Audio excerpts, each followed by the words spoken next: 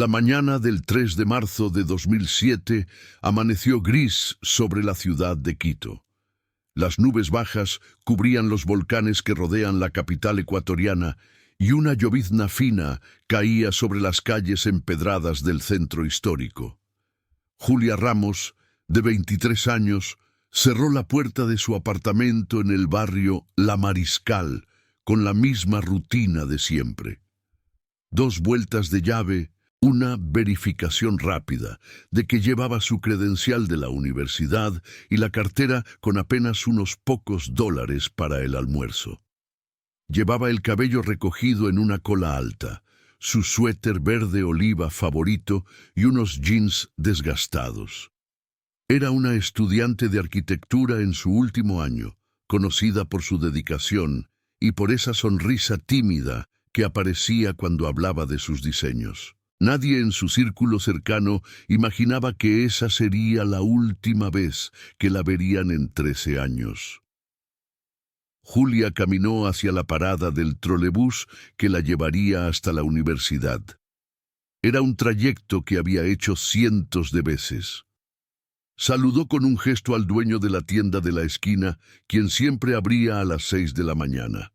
El señor Vargas, un hombre de 60 años que conocía a casi todos en el vecindario. Después recordaría que ella lucía normal, quizás un poco más callada de lo usual, pero nada que pareciera fuera de lugar. Subió al trolebús lleno de trabajadores y estudiantes, y según los testimonios de otros pasajeros, se bajó en su parada habitual cerca del campus universitario. Después de eso, Julia Ramos simplemente se desvaneció. Si disfrutas de estas historias de misterio y quieres seguir descubriendo casos reales que te mantendrán al borde de tu asiento, no olvides suscribirte al canal. También nos encantaría saber desde dónde nos estás viendo, así que déjanos un comentario con tu ciudad o país. Ahora, continuemos con la historia de Julia. Los primeros en notar su ausencia fueron sus compañeros de clase. Julia nunca faltaba, y menos a la presentación final de su proyecto de tesis, programada para ese mismo día a las 10 de la mañana. Su profesor, el arquitecto Mauricio Suárez, esperó 15 minutos antes de llamar al siguiente estudiante. Pensó que tal vez había tenido un problema familiar o de salud. Pero cuando pasaron las horas y Julia no respondía a las llamadas de sus amigos, la preocupación comenzó a crecer. Su compañera de apartamento, Andrea Flores, llegó a casa esa tarde esperando encontrarla estudiando como siempre, pero el apartamento estaba exactamente como lo había dejado por la mañana. La cama de Julia estaba tendida, su computadora portátil seguía sobre el escritorio y su mochila con todos los materiales de su proyecto descansaba junto a la puerta. Era como si hubiera salido solo por un momento y nunca hubiera regresado. Andrea llamó primero a los padres de Julia. Marta y Roberto Ramos vivían en la ciudad de Cuenca, a casi 500 kilómetros al sur de Quito. La noticia los golpeó como un rayo. Marta, maestra de primaria, sintió que las piernas se le doblaban cuando escuchó las palabras de Andrea. Roberto, un contador jubilado, inmediatamente comenzó a hacer llamadas mientras su esposa empacaba una maleta. Tomaron el primer autobús nocturno a Quito, un viaje de casi 8 horas que se les hizo eterno. Durante todo el trayecto, Marta no dejó de rezar en silencio, aferrándose a la mano de su esposo, tratando de convencerse de que todo sería un malentendido, que Julia aparecería con alguna explicación simple. Llegaron a Quito al amanecer del día siguiente. Lo primero que hicieron fue ir directamente a la Policía Nacional para presentar la denuncia de desaparición. El agente de turno, un hombre de mediana edad con el uniforme impecable, tomó nota de todos los detalles, mientras Marta luchaba por mantener la compostura. Roberto proporcionó fotografías recientes de Julia, describió su ropa, su altura de 1,62 m, su cabello castaño largo, sus ojos color café. El agente les explicó el procedimiento estándar. Verificarían hospitales, la morgue, harían circular la información entre las unidades. Les pidió paciencia, mencionó que muchos jóvenes adultos a veces se alejaban voluntariamente por razones personales. Marta sintió una punzada de indignación ante esa sugerencia. Su hija no era de ese tipo de personas. Julia era responsable, comunicativa, jamás causaría esa angustia intencionalmente. Los días se convirtieron en semanas, mientras los Ramos convertían el apartamento de Julia en su centro de operaciones. Imprimieron cientos de volantes con la fotografía de su hija y la distribuyeron por toda la ciudad. Pegaron carteles en postes de luz, tiendas, universidades, estaciones de autobús. Marta y Roberto caminaban kilómetros cada día, mostrando la foto de Julia a comerciantes, guardias de seguridad, conductores de taxi, cualquier persona que pudiera haber visto algo. Andrea y otros amigos de Julia se unieron a la búsqueda, organizando cadenas de oración y campañas en las redes sociales que apenas comenzaban a popularizarse en Ecuador. Crearon un grupo de correo electrónico para coordinar esfuerzos y compartir cualquier pista, por pequeña que fuera. La investigación policial reveló algunos detalles intrigantes. Las cámaras de seguridad del campus universitario mostraban que Julia nunca había llegado ese día. Tampoco había registro de ella en ningún hospital o clínica. Su cuenta bancaria no había tenido movimientos desde la noche anterior. Su teléfono celular aparecía apagado o fuera de servicio. Los investigadores entrevistaron a todos sus conocidos, compañeros de clase, profesores, vecinos. Todos decían lo mismo. Julia era una persona tranquila, dedicada, sin enemigos conocidos. No tenía novio en ese momento, aunque había terminado una relación hacía unos meses con un compañero de la universidad. El exnovio, Andrés Salazar, fue interrogado extensamente. Tenía una coartada sólida para la mañana de la desaparición y parecía genuinamente sorprendido y preocupado por la situación. Una de las pocas pistas concretas surgió de un empleado de una cafetería cerca de la parada del trolebús. Un joven barista llamado Diego Morales recordaba haber visto a una mujer que coincidía con la descripción de Julia esa mañana. Según su testimonio, ella había entrado brevemente al café. Parecía estar esperando a alguien. Miraba constantemente hacia la calle. Diego notó que lucía nerviosa, inquieta, muy diferente de la Julia tranquila que sus amigos describían. Después de unos 10 minutos, supuestamente salió del café y caminó hacia el norte, en dirección opuesta a la universidad. Sin embargo, esta información no pudo ser confirmada con certeza.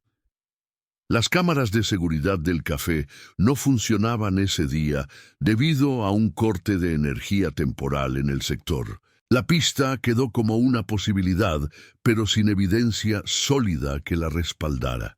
Los meses pasaron y la desesperación de la familia Ramos crecía.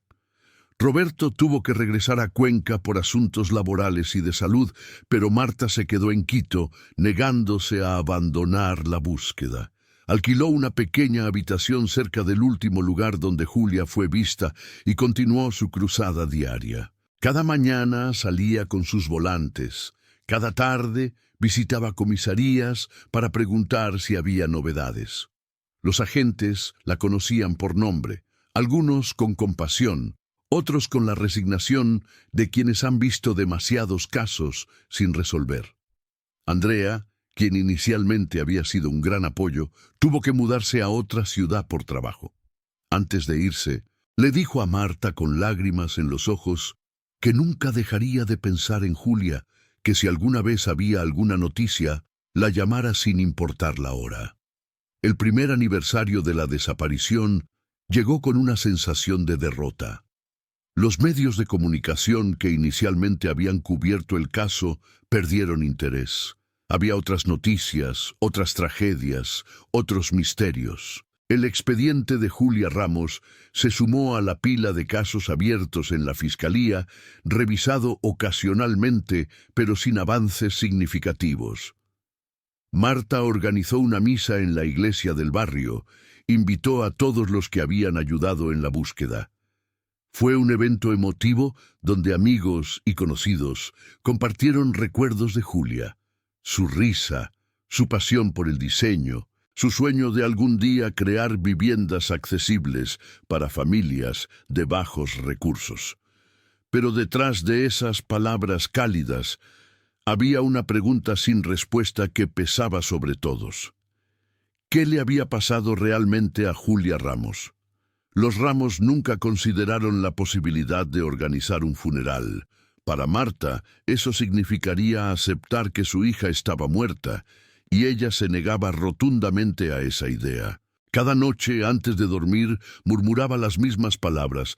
«Donde quiera que estés, mi niña, sé que estás viva, voy a encontrarte». Roberto compartía la esperanza de su esposa, aunque con el paso del tiempo su fe comenzó a tambalearse. Los médicos le habían diagnosticado hipertensión y problemas cardíacos, condiciones que empeoraron con el estrés constante. Los amigos de la familia, con las mejores intenciones, comenzaron a sugerir que tal vez era momento de aceptar lo ocurrido y tratar de seguir adelante. Pero Marta rechazaba esas sugerencias con firmeza. No había cuerpo, no había pruebas de muerte. Mientras existiera esa incertidumbre, ella continuaría buscando. Durante los siguientes años, Marta siguió cada pista imaginable. Una vez viajó hasta Guayaquil porque alguien reportó haber visto a una mujer parecida a Julia trabajando en un mercado. Resultó ser un caso de identidad equivocada. Otra ocasión, un hombre llamó diciendo que tenía información crucial y pidiendo dinero a cambio. Roberto vendió algunas pertenencias para reunir la suma, pero el supuesto informante nunca apareció a la cita acordada. Fueron víctimas de estafadores, de personas que se aprovechaban de su desesperación. Cada decepción era un golpe al corazón, pero Marta se levantaba y continuaba. Desarrolló una red de contactos con otras familias de personas desaparecidas en Ecuador. Se reunían mensualmente, compartían estrategias, se consolaban mutuamente. Ese grupo se convirtió en su segunda familia, las únicas personas que realmente entendían el infierno de no saber. Los años pasaron con una lentitud tortuosa. Julia habría cumplido 25, luego 28, después 30 años. Marta celebraba cada cumpleaños con una pequeña ceremonia privada, encendía velas y preparaba el pastel favorito de su hija, chocolate con fresas. Roberto la acompañaba en silencio, sosteniendo su mano, compartiendo ese ritual que era tanto una celebración de esperanza como un recordatorio de pérdida. Los amigos de Julia siguieron con sus vidas. Algunos se casaron, tuvieron hijos, se mudaron a otras ciudades o países. Andrea, quien se había mudado a España, mantenía contacto esporádico con los Ramos. Cada Navidad enviaba una tarjeta, preguntaba si había novedades. La respuesta siempre era la misma: nada nuevo, pero seguimos buscando. En 2015, 8 años después de la desaparición, los Ramos recibieron una llamada de la Fiscalía. Un nuevo fiscal había sido asignado al caso y quería revisar toda la investigación desde el principio. El fiscal Juan Carlos Mendoza era un hombre joven, de 35 años, que había ganado reconocimiento por resolver varios casos complejos. Su reputación era de ser meticuloso y persistente, cualidades que le dieron una chispa de esperanza renovada a la familia. Durante 3 meses, Mendoza reentrevistó a testigos, revisó evidencias, contactó a expertos forenses, descubrió algunas inconsistencias menores en las declaraciones originales, pero nada que abriera una nueva línea de investigación sólida. Al final, tuvo que darles la misma conclusión frustrante. Sin nuevas evidencias o testimonios, el caso estaba en un punto muerto. Sugirió que mantuvieran la esperanza, pero también que consideraran buscar apoyo psicológico para lidiar con el trauma prolongado. Marta rechazó categóricamente la idea de terapia. Argumentaba que ir a un psicólogo implicaba aceptar que Julia estaba perdida para siempre, y ella no estaba lista para eso. Roberto, sin embargo, comenzó a asistir a sesiones con un consejero recomendado por su médico. Las conversaciones lo ayudaron a procesar el dolor de una manera más saludable. Aprendió técnicas de respiración para manejar la ansiedad, estrategias para no dejar que la tragedia consumiera completamente su vida. Intentó compartir estas herramientas con su esposa, pero Marta estaba encerrada en su misión. Su día a día giraba completamente en torno a la búsqueda de Julia. Había dejado su trabajo como maestra años atrás, vivía de los ahorros que les quedaban y de la pensión de Roberto. Su cabello se había vuelto completamente gris. Su rostro mostraba las marcas profundas de años de sufrimiento y noches sin dormir. La rutina de Marta en Quito era casi mecánica. Cada mañana se levantaba a las 5, preparaba café, revisaba los grupos de redes sociales de personas desaparecidas por si había alguna información nueva. A las 7 salía a caminar por los barrios de la ciudad, aún llevando consigo algunos volantes desgastados con la foto de Julia. Ya no los distribuía tanto como antes, pero los guardaba en su bolso, listos por si acaso. Visitaba lugares que habían sido significativos para Julia: la universidad, su cafetería favorita, el parque donde solía dibujar. Hablaba con comerciantes antiguos que todavía la reconocían, preguntando siempre lo mismo. ¿Ha visto a esta joven? Es mi hija. Desapareció hace años. Las respuestas eran siempre negativas, acompañadas de miradas de lástima que Marta había aprendido a ignorar. Roberto viajaba a Quito cada mes para estar con su esposa. Le preocupaba su salud mental y física. Marta había perdido mucho peso. Su presión arterial era preocupantemente baja y parecía vivir en una especie de trance. Él intentaba convencerla de que regresara a Cuenca, donde tenían su hogar, sus vecinos de toda la vida, un entorno más familiar. Pero Marta se negaba. Argumentaba que Quito era donde Julia había desaparecido, donde más probabilidades había de encontrar alguna pista. Si me voy, ¿qué pasa si alguien la ve y no sabe a quién avisar? Decía con una lógica que para ella tenía todo el sentido del mundo. Roberto aprendió a no discutir. Simplemente la acompañaba durante sus visitas, cocinaba para ella, se aseguraba de que comiera, pagaba las cuentas del pequeño apartamento que ahora era su refugio permanente. En 2018, 11 años después de la desaparición, ocurrió un evento que sacudió a la familia. Roberto sufrió un infarto leve mientras estaba en Cuenca. Los médicos le advirtieron que su corazón estaba débil, que necesitaba reducir el estrés y cuidarse mejor. Marta tuvo que regresar temporalmente a Cuenca para cuidar de su esposo. Fueron 2 meses difíciles, donde ella se sentía dividida entre su deber como esposa y su compromiso de encontrar a Julia. Roberto se recuperó lentamente, pero los médicos fueron claros. Otro episodio podría ser fatal. Esa realidad obligó a Marta a replantearse su estrategia. No podía seguir viviendo de la misma manera si eso significaba arriesgar perder también a su esposo. Aceptó reducir sus visitas a Quito a una vez por semana, concentrándose en mantener la presencia digital del caso activa en lugar de la búsqueda física constante. Los siguientes 2 años transcurrieron con una calma tensa.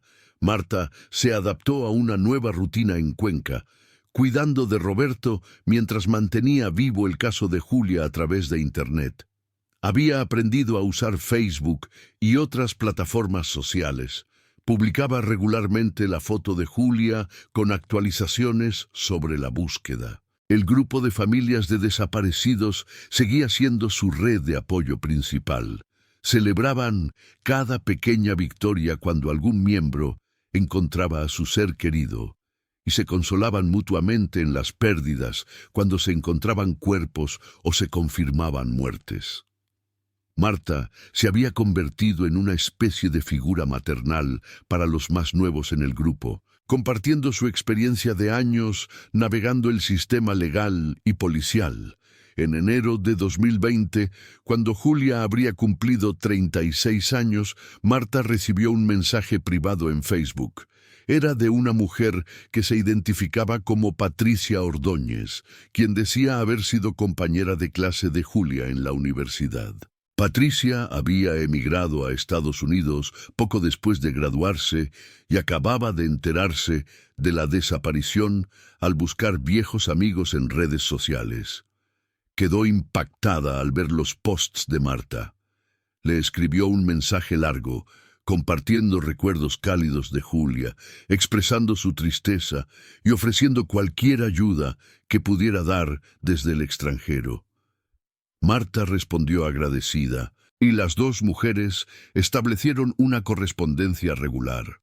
Patricia comenzó a compartir las publicaciones sobre Julia en grupos de ecuatorianos en el exterior, expandiendo el alcance de la búsqueda a comunidades que antes no habían sido alcanzadas.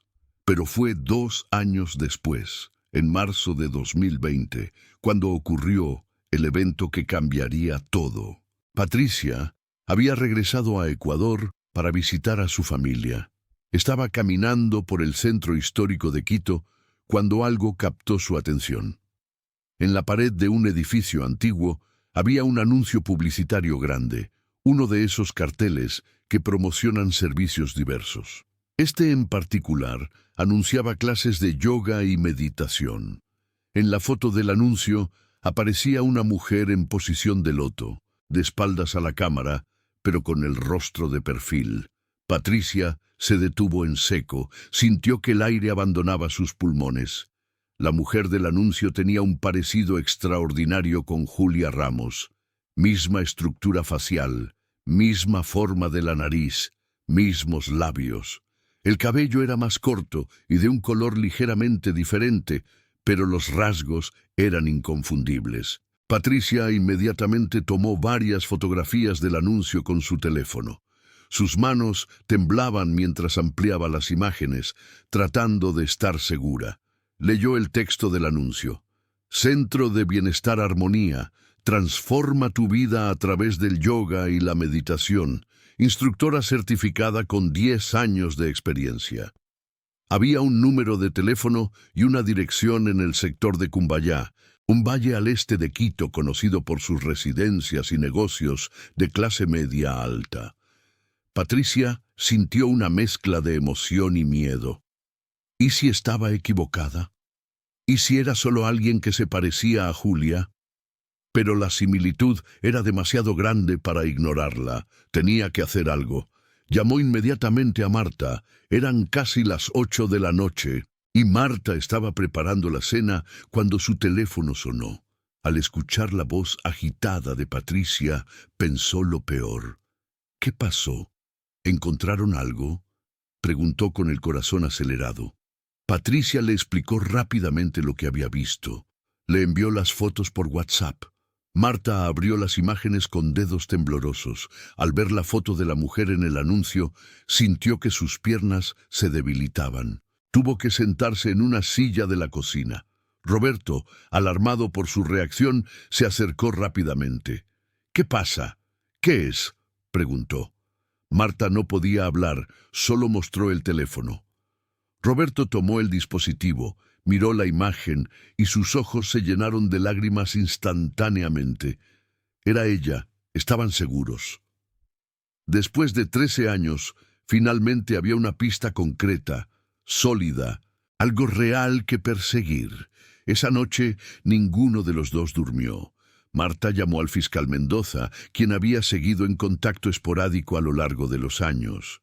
Le explicó todo, le envió las fotos. Mendoza, siempre cauteloso, les advirtió que no se precipitaran, que podía ser una coincidencia o un error, pero prometió investigar. También sugirió que no contactaran directamente al centro de yoga, hasta que pudieran verificar la identidad de la mujer.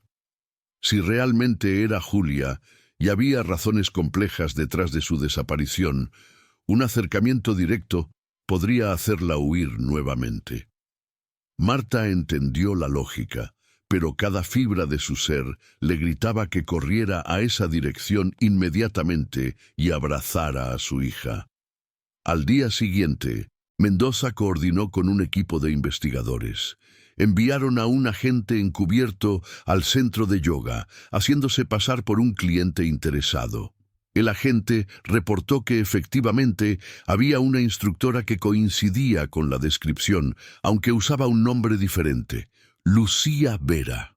Según la información en el centro, Lucía había estado trabajando allí durante aproximadamente 9 años. Era descrita por otros empleados como una persona reservada, profesional, excelente en su trabajo, pero que no socializaba mucho fuera del contexto laboral. No mencionaba familia ni hablaba de su pasado. Los dueños del centro, una pareja de mediana edad, la describieron como una empleada modelo que llegó buscando trabajo con credenciales sólidas de certificación en yoga de una escuela en Perú. Con esta información, Mendoza obtuvo una orden judicial para solicitar los registros del centro y la documentación de identidad de Lucía Vera. Lo que descubrieron fue impactante. La cédula de identidad bajo el nombre Lucía Vera resultó ser falsa. Un documento bien elaborado, pero que al verificarse con la base de datos nacional no correspondía a ninguna persona real. Las certificaciones de yoga eran auténticas, emitidas por una escuela legítima en Lima, Perú, bajo el mismo nombre falso. Era evidente que quienquiera que fuera esta mujer había construido cuidadosamente una nueva identidad. ¿Pero por qué? ¿Era realmente Julia Ramos viviendo bajo un nombre falso?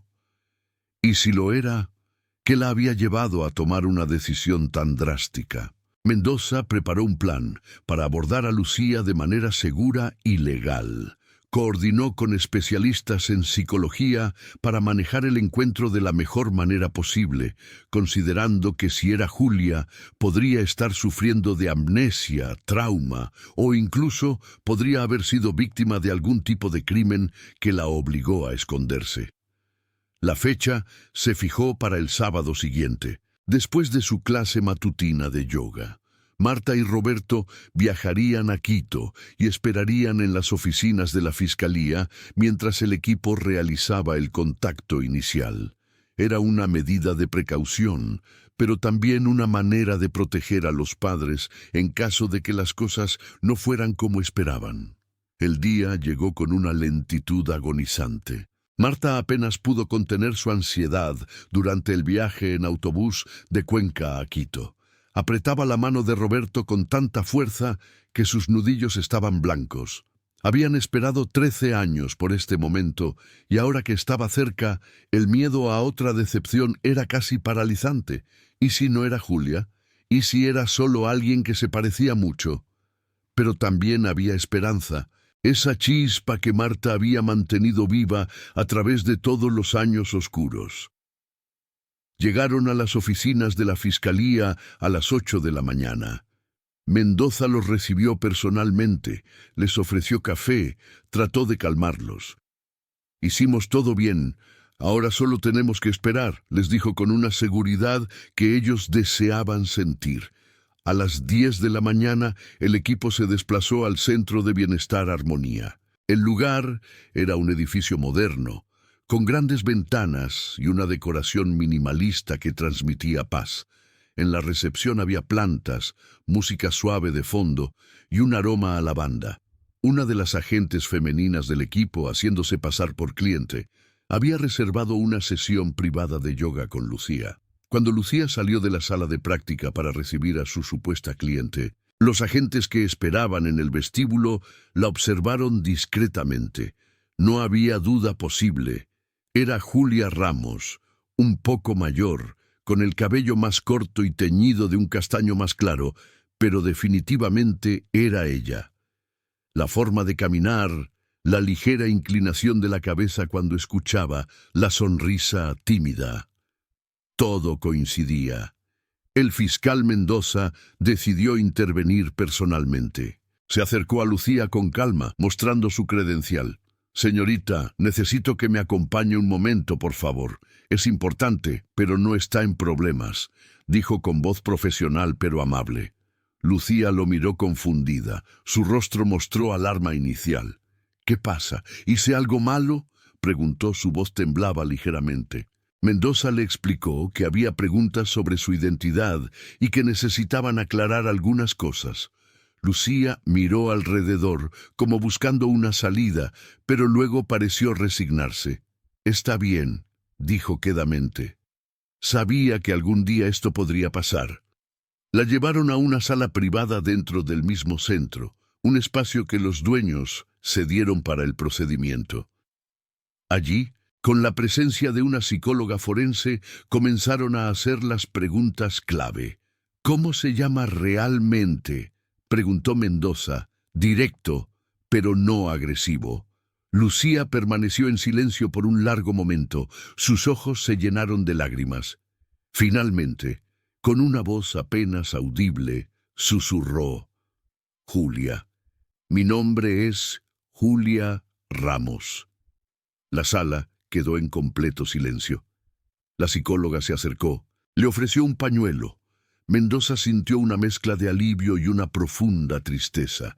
Después de 13 años, habían encontrado a Julia, pero ahora venían las preguntas más difíciles. ¿Por qué se había ido?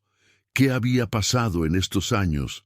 ¿Y por qué nunca contactó a su familia? Julia lloró durante varios minutos antes de poder hablar coherentemente. Cuando finalmente se calmó lo suficiente, comenzó a contar su historia. Era una narrativa dolorosa y compleja que explicaba mucho, pero también abría nuevas heridas. «No fui secuestrada ni me pasó nada violento», comenzó. «Tomé la decisión de irme, de desaparecer, porque sentía que me estaba ahogando». Explicó que en los meses previos a su desaparición había estado lidiando con una depresión severa que había mantenido oculta de todos. Las expectativas de sus padres, la presión académica, las comparaciones constantes con otros estudiantes más exitosos, todo se había acumulado hasta un punto de quiebre. Sentía que no era suficiente, que nunca lo sería. No podía dormir, no podía comer. Tenía pensamientos muy oscuros. La mañana de su desaparición, Julia había tomado el trolebús como siempre, pero en lugar de ir a la universidad, se bajó en una parada diferente. Había estado planeando esto durante semanas. Tenía un poco de dinero ahorrado, suficiente para sobrevivir algunos meses. Compró un boleto de autobús a Guayaquil sin decirle a nadie. «Sé que fue egoísta, sé que les causé un dolor terrible, pero en ese momento sentía que era la única forma de sobrevivir. Pensaba que si desaparecía, todos estarían mejor sin mí». Su plan inicial no era permanecer desaparecida para siempre. Pensó que se tomaría unos meses para aclarar su mente, quizás buscar ayuda y luego regresaría. Pero las cosas no salieron como esperaba. En Guayaquil, Julia vivió en refugios temporales, trabajó en empleos informales bajo nombres ficticios. Evitaba cualquier contacto que pudiera revelar su identidad real. Después de 6 meses, conoció a una mujer mayor que regentaba una pequeña pensión. La mujer, quien se presentó simplemente como Doña Carmen, notó que Julia estaba en problemas, pero no hizo preguntas invasivas. Le ofreció trabajo y alojamiento a cambio de ayudar con las tareas de la pensión. Fue Doña Carmen quien primero sugirió que Julia aprendiera yoga, mencionando que podría ayudarla con lo que obviamente era un sufrimiento interno. Julia aceptó, inicialmente escéptica, pero encontró en la práctica algo que comenzó a sanar sus heridas emocionales de maneras que no había anticipado. Pasó 2 años en Guayaquil, trabajando con Doña Carmen y sumergiéndose cada vez más en el yoga y la meditación. Eventualmente, decidió formalizarse y viajó a Lima, Perú, para obtener certificaciones profesionales. Fue allí donde adoptó oficialmente el nombre de Lucía Vera, comprando documentos falsos a través de contactos que había conocido en sus años de vida marginal. No lo hice para cometer crímenes ni defraudar a nadie, explicó. Solo quería poder existir legalmente sin que me encontraran. Cada vez que pensaba en contactar a mis padres, me paralizaba el terror de su decepción, de su dolor. Mientras más tiempo pasaba, más imposible se volvía a regresar. ¿Cómo podía explicar años de silencio? Pensé que era mejor que siguieran creyendo cualquier cosa, menos que los había abandonado voluntariamente. Mendoza escuchaba con una expresión profesional, pero internamente sentía una mezcla de empatía y frustración. Miles de horas de investigación, años de sufrimiento familiar, todo porque una joven deprimida no había podido pedir ayuda a tiempo. Pero también entendía que juzgar era fácil desde afuera. La depresión era una enfermedad seria, y Julia claramente había estado lidiando con algo más profundo de lo que su familia había percibido. ¿Sabe cuánto sufrió su familia?, preguntó finalmente. Su madre nunca dejó de buscarla. Dedicó 13 años de su vida a encontrarla. Su padre casi muere de un infarto por el estrés. Las palabras golpearon a Julia como piedras. Comenzó a sollozar incontrolablemente, cubriéndose el rostro con las manos. La psicóloga intervino, sugiriendo que tomaran un descanso. Julia necesitaba tiempo para procesar lo que estaba pasando, y definitivamente necesitaba preparación antes de enfrentar a sus padres. Mendoza estuvo de acuerdo. Llamó a su oficina y le dio instrucciones a su asistente de que informara a los Ramos que habían confirmado la identidad de Julia, que estaba viva y físicamente bien, pero que necesitaban tiempo antes del reencuentro. Marta, al recibir la noticia, cayó de rodillas en la oficina llorando de alivio, alegría, confusión y dolor al mismo tiempo. Roberto la sostuvo. Sus propias lágrimas caían silenciosamente. 13 años de búsqueda infructuosa habían terminado finalmente. Su hija estaba viva. Durante las siguientes 2 horas, Julia habló extensamente con la psicóloga. Discutieron cómo manejar el reencuentro, cómo comenzar el proceso de reconexión con su familia y también sobre las consecuencias legales de sus acciones. Mendoza le explicó que técnicamente había cometido fraude al usar documentos falsos, pero dadas las circunstancias excepcionales y el hecho de que no había causado daños económicos a terceros, trabajaría para minimizar las repercusiones legales. Lo más importante ahora era facilitar la reunificación familiar de una manera que fuera terapéutica y no traumática para todos los involucrados. Finalmente, a las 4 de la tarde, se preparó el encuentro. Lo harían en una sala privada de un centro de salud mental que colaboraba con la Fiscalía, un espacio neutral diseñado para reuniones familiares difíciles. Julia estaba sentada en un sofá, acompañada por la psicóloga. Sus manos temblaban, su rostro mostraba una mezcla de terror y anticipación. «¿Cómo los miro a los ojos después de lo que hice?», susurraba repetidamente. La psicóloga le recordaba que sus padres la amaban, que habían dedicado más de una década a buscarla, que ese amor no desaparecería por las circunstancias difíciles. La puerta se abrió y Marta entró primero, seguida por Roberto. Por un momento todos se quedaron congelados, mirándose a través de la habitación.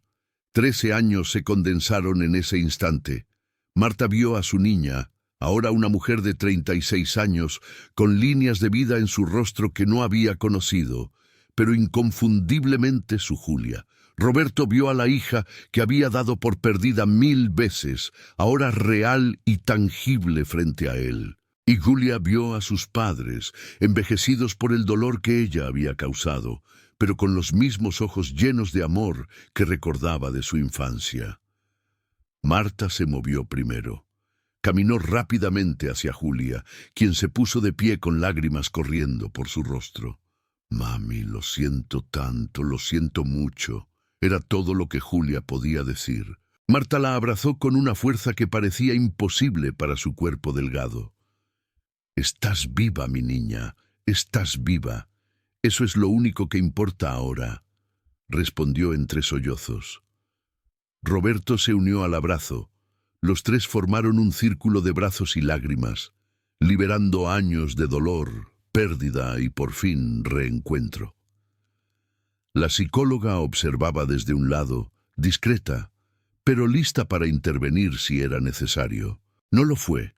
Lo que estaba presenciando era el poder puro del amor familiar, capaz de sobrevivir incluso la separación más prolongada y dolorosa. Pasaron 2 horas en esa sala. Hablaron, lloraron, gritaron a veces, se abrazaron continuamente. Julia contó toda su historia nuevamente, esta vez con más detalles, sin omitir nada.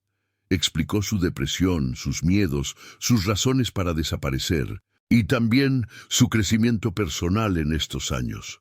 Marta y Roberto escucharon, intentando comprender una decisión que les parecía incomprensible, pero que provenía de su hija, de alguien a quien amaban incondicionalmente.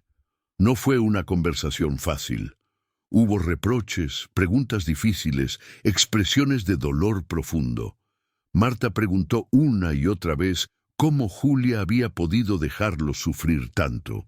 Roberto quería saber si había pensado en ellos aunque fuera una vez en todos esos años. Julia respondió con honestidad brutal. Sí, había pensado en ellos constantemente, especialmente en los primeros años. Había tenido pesadillas donde veía a su madre llorando, a su padre buscándola, pero el miedo y la vergüenza habían sido más fuertes que el deseo de regresar. Cada año que pasaba, se volvía más difícil volver. ¿Cómo podía regresar después de un año y explicar que los había hecho sufrir intencionalmente?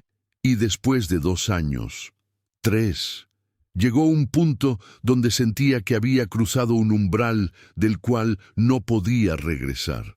Me convencí de que era mejor que siguieran adelante sin mí, que quizás pensaran que había muerto en vez de saber que los había abandonado. Era una lógica retorcida por la enfermedad mental, pero era su verdad.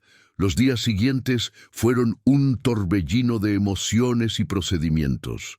Julia tuvo que dar declaraciones formales a las autoridades. Los medios de comunicación que habían cubierto su desaparición inicial ahora querían contar la historia de su reaparición. Mendoza trabajó para mantener la privacidad de la familia, tanto como fue posible, pero era inevitable que algunos detalles se filtraran. La historia de Julia se convirtió brevemente en noticia nacional. La arquitecta desaparecida que reapareció después de 13 años viviendo bajo una identidad falsa. Algunos comentaristas fueron compasivos, entendiendo la complejidad de los problemas de salud mental.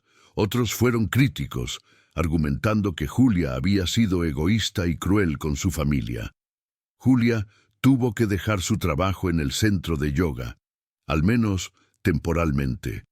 Los dueños habían sido comprensivos, pero también estaban en una posición complicada, considerando que habían empleado a alguien con documentos falsos. Mendoza negoció un acuerdo donde Julia pagaría una multa administrativa por el uso de documentos fraudulentos, pero no enfrentaría cargos criminales, dada la naturaleza no maliciosa de sus acciones.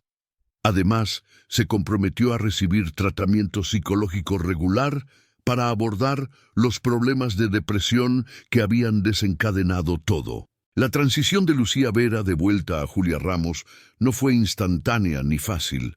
Había partes de la identidad de Lucía que Julia había llegado a apreciar, la paz que había encontrado en el yoga, la independencia que había construido, la persona en la que se había convertido a través de su propia búsqueda de sanación.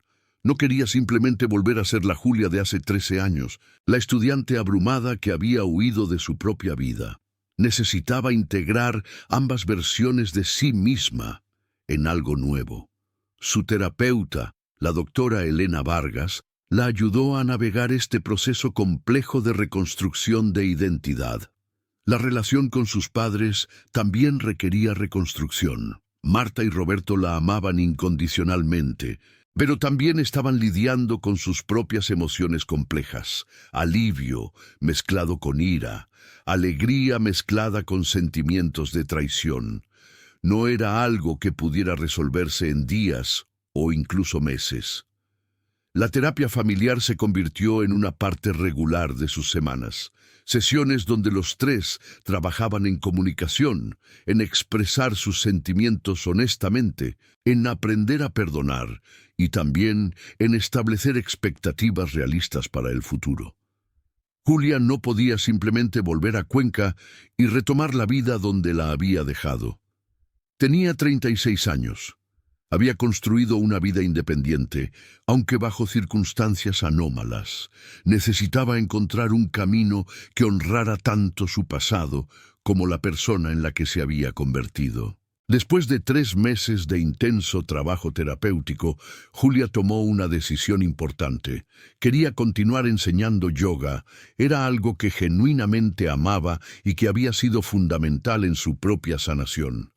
Pero también quería retomar sus estudios de arquitectura, terminar el grado que había abandonado hace tantos años. La Universidad Central de Ecuador, después de revisar su caso, aceptó readmitirla. Sería un camino largo. Tendría que revalidar créditos y actualizar conocimientos después de más de una década fuera del campo, pero estaba dispuesta a intentarlo. Sus padres apoyaron la decisión, aunque Marta hubiera preferido que Julia regresara a vivir con ellos en Cuenca. Sin embargo, había aprendido dolorosamente que presionar demasiado a Julia podía tener consecuencias devastadoras. Julia se mudó a un pequeño apartamento en Quito, no muy lejos de donde había vivido hace 13 años. Había algo simbólico en regresar al lugar donde había desaparecido, en enfrentar esos fantasmas en vez de huir. Retomó contacto con algunos viejos amigos, incluyendo a Andrea, quien voló desde España específicamente para reunirse con ella. Ese encuentro fue emotivo y catártico.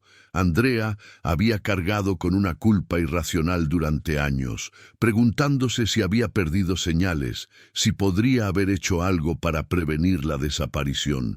Ver a Julia viva, explicar lo que realmente había pasado, liberó a Andrea de ese peso.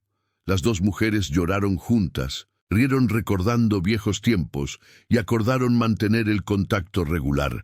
El proceso de reintegración social fue gradual. Julia tuvo que obtener nuevos documentos de identidad oficiales, explicar su ausencia prolongada en múltiples contextos burocráticos y enfrentar la curiosidad y a veces el juicio de conocidos. Algunos de sus antiguos compañeros de universidad la recibieron con calidez genuina. Otros mantenían distancia, incómodos con la situación o resentidos por el dolor que había causado. Julia aprendió a aceptar que no podía controlar las reacciones de otros, solo podía enfocarse en su propia sanación y crecimiento. Su terapeuta le recordaba constantemente que el perdón, especialmente el autoperdón, era un proceso, no un evento único.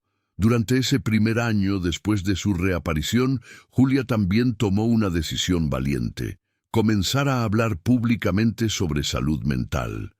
Con la ayuda de organizaciones de salud mental en Ecuador, compartió su historia en conferencias y eventos, siendo cuidadosa de respetar la privacidad de su familia, pero también siendo honesta sobre la realidad de la depresión.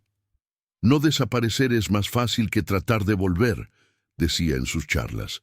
Si estás luchando, si sientes que no hay salida, por favor, habla con alguien. No esperes hasta que sientas que tu única opción es huir completamente. Hay ayuda, hay esperanza, y las personas que te aman querrán apoyarte si les das la oportunidad. Su mensaje resonó con muchas personas, especialmente jóvenes que luchaban con presiones similares. Julia se convirtió, de manera inesperada, en una defensora de la salud mental. No era un rol que había buscado, pero sentía que quizás podía usar su experiencia dolorosa para ayudar a otros a evitar decisiones similares. Trabajó con programas de prevención en universidades, hablaba con familias sobre cómo reconocer señales de depresión en sus seres queridos y abogaba por mejor acceso a servicios de salud mental en Ecuador.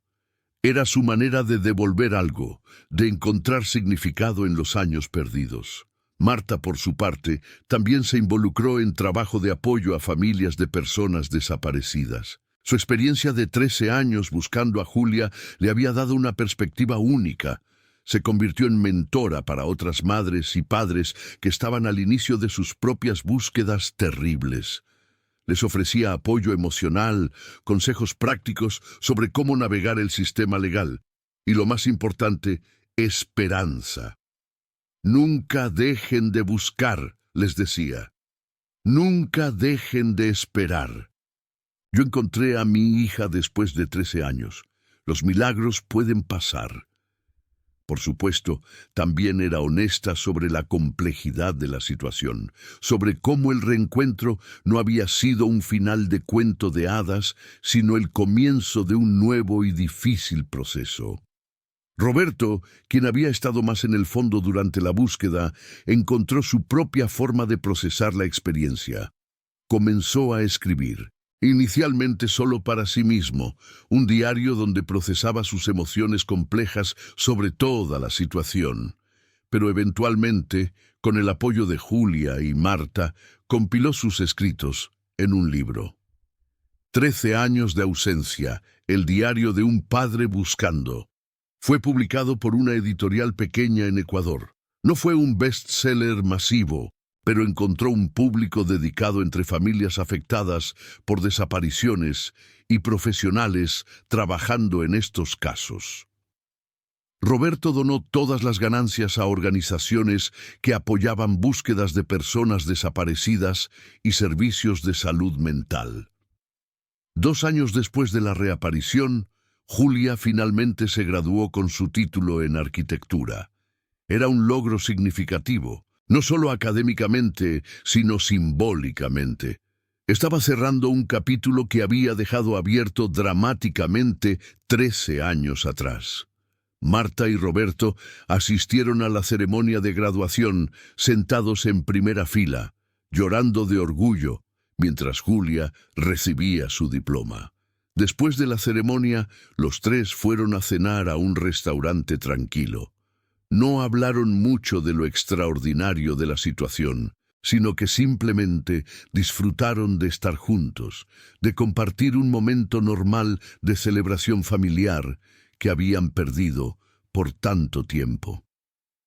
Julia comenzó a trabajar en una firma pequeña de arquitectura que se especializaba en proyectos de vivienda social, exactamente el tipo de trabajo que había soñado hacer cuando era estudiante. También continuó enseñando yoga en las tardes y fines de semana.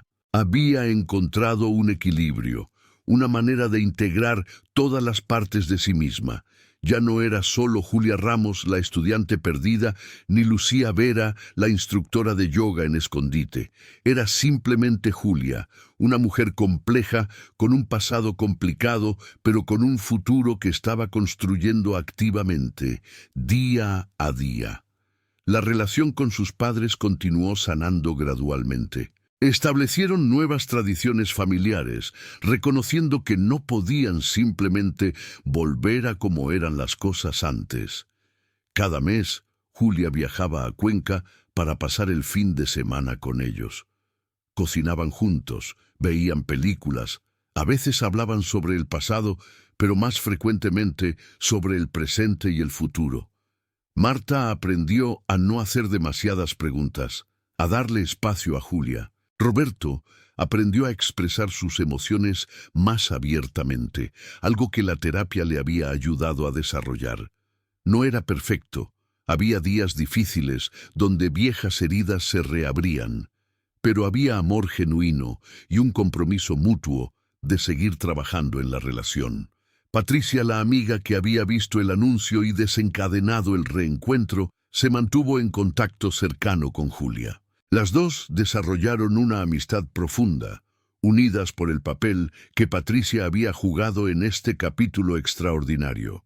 Patricia a veces bromeaba diciendo que debería dedicarse a buscar personas desaparecidas profesionalmente, dado que había tenido tanto éxito.